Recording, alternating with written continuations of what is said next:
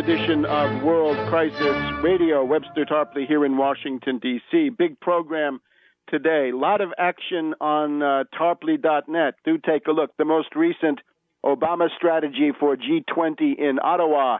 Euro down, renminbi up, attack Germany, and keep toxic derivatives in complete command of the world economy.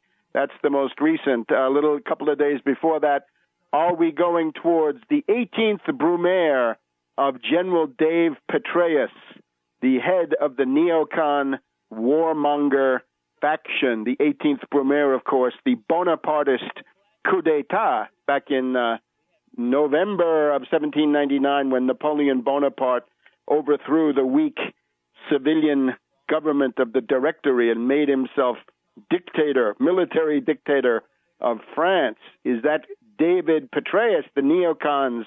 Hope so, and stupid Barkey, the feckless, impotent one, has played into their hands. And you've also got, from this week, Obama Afghanistan policy in ruins, anti-war primary challenger against Obama needed. But let's catch up. We've got the complete sellout on the derivatives bill. We've got the G20. We've got the McChrystal-Petraeus complex. We've got the unspeakable reactionary crime of blocking the extension of unemployment benefits for 1.2 million hard-working Americans by the same damn regime that they shovel trillions into foreign wars and, above all, into bailouts for Wall Street hedge fund hyenas and zombie bankers. We're headed towards a huge crisis. Let's look at the deed done in the dead of night. It was the hour of the wolf between 4 and 5 and 6 a.m. in the morning, and Barney Frank and Dodd, with the help of Geithner and Obama, have essentially destroyed the Wall Street reform bill. It's a complete sellout to Wall Street. The money power in Wall Street has won up and down the line. You listen to Limbaugh today, he calls this a step towards command economy and a government power grab. It's ridiculous. It reasserts the total power of Wall Street. Unbelievable turnaround here. Basically, the two measures that counted have been completely gutted. The first thing to realize about this, derivatives caused the depression. The immediate cause of the financial panic of September, October 2008 were derivatives, not subprime mortgages. They are a trivial, marginal aspect of the U.S. economy. But when you make them the basis of mortgage-backed securities, when you put those into collateralized debt obligations, and when you erect an edifice of structured investment vehicles on top and credit default swaps on top of those, then you've multiplied that effect exponentially, geometrically, and that's how you brought down the entire Anglo-American banking system. These facts not yet widely known, as you could hear from the blabbering of the various reactionary Republicans that were taking part in these overnight hearings, the Corkers, the Shelbys, the Chamblises, the Greggs, and, of course, Scott Brown drives a truck but rolls over for State Street Bank. All the useful idiots who voted for Scott Brown, look what you got. A shill for Wall Street, a shill for the Boston branch, for State Street Bank. Scott Brown, the senator from State Street Bank. I drive a truck. I've got cultural populist street creds, but I'm a shill for finance capital. So the serious parts of this, well, again, there were two to begin with, but let's see what was left out. When they talk about derivatives, they said they wanted to do something about derivatives, but they had nothing about structured investment vehicles. They had nothing about collateralized debt obligations or the super CDOs. Even Lloyd Blankfein said that those may be ripe for prohibition. No. Germany has banned naked credit default swaps. What do we get in the U.S.? Nothing. There are no bright line prohibitions. No class of derivatives are restricted or banned or outlawed. There are no serious penalties for anything in the bill. Wall Street got what they wanted. The significant part of the bill that was left in was the language coming from Blanche Lincoln, embattled Democrat from Arkansas. She was looking for economic populist Street creds, and she did fight to some degree overnight in these hearings for her Title VII provision number 716, the terrible 716 feared by Wall Street.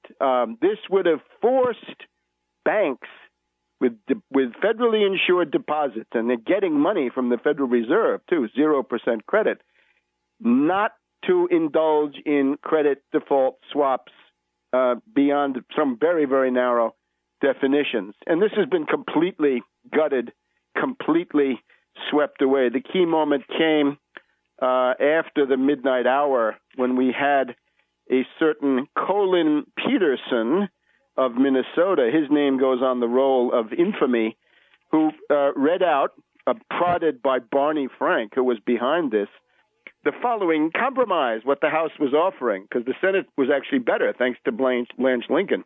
The House was much worse. They said, all right, we're going to allow banks to continue to trade in interest rate credit default swaps, in foreign exchange credit default swaps, in credit derivatives, as long as those are based on investment-grade securities. Well, we know what that's worth. We know Fitch, Moody, Standard & Poor's can be bought. You can get anything stamped AAA. We see this. It's a mockery. They'll stamp anybody's rear end with AAA if they get enough money crossing their palm, so that's easy to do. All of that remains now in commercial banks with federally guaranteed deposits and with getting money from the Federal Reserve. So interest rates, swaps go on. Foreign exchange swaps, probably the biggest category, go on. And the credit derivatives with this little proviso, they go on.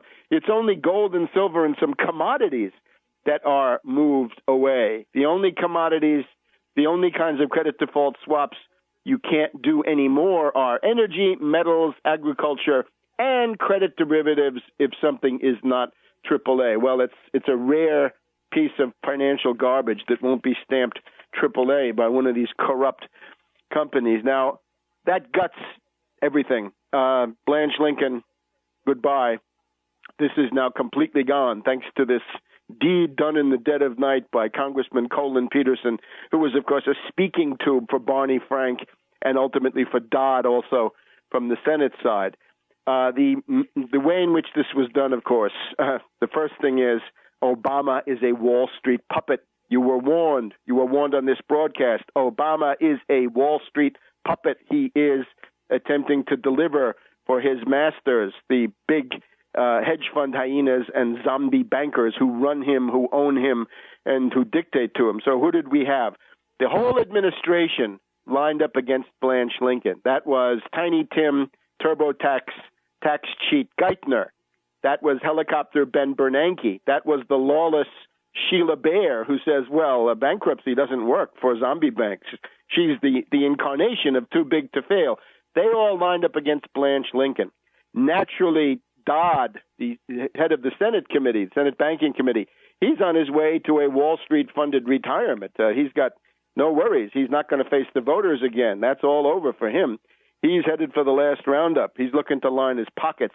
And the unspeakable Barney Frank, who does this all under some kind of left cover that he gets from various activities of his. So they are there. And then, of course, the Republicans. The Republicans are unspeakable. Shelby, Corker, Chambliss, Gregg, Scott Brown, all of a stripe. The Tea Party, the Tea groups or Tea groupies are just the same as the normal reactionary Republicans. They love derivatives. We'll talk about how the Republicans run interference for derivatives in a minute. But this combination was too much for Blanche Lincoln, who got some support from Harkin. Derivatives rule in Washington, D.C. Let the American people tremble.